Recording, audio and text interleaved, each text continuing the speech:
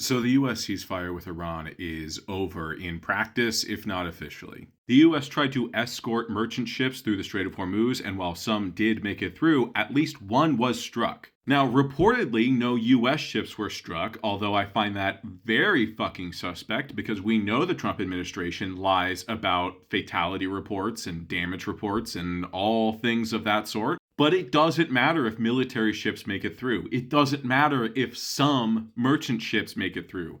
If merchant ships are not guaranteed their ability to make it through the strait, they're not going to fucking try. The strait is still closed. Which means if you think oil prices have been surging, you haven't fucking seen anything yet. Because not only is the Strait of Hormuz still fucking closed, Iran has struck oil infrastructure in the UAE. Which means the UAE, while they were planning on ramping up production after leaving OPEC, aren't really going to be able to fucking do that anymore. Now, if you are some fucking dumbass who thinks the answer is send in more US military personnel in order to secure the strait, understand that still doesn't fucking work because merchant ships don't want to travel through war zones. And even if you can find anyone that is willing to, those people are going to be demanding that they get paid way more than they have ever gotten paid before, which is also going to drive oil prices up.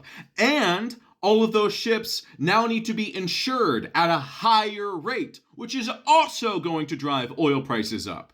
As in, it doesn't fucking matter if the US is able to secure the strait at this fucking point, because no matter what, when oil starts flowing again through the strait, it is going to be more expensive in perpetuity. Y'all, every expert 2 weeks ago were saying that we were headed towards total collapse, and that was 2 weeks ago before this shit happened, and it got worse. As in, whatever your previous impression of how bad this shit is going to be was, add to it. We are in a situation where things won't start to get better no matter who is in charge for months, if not years. But the only way that we can keep things from getting worse is if the most violent, short-fused, egotistical man on the fucking planet completely capitulates to Iran. So understand, until that fucking happens,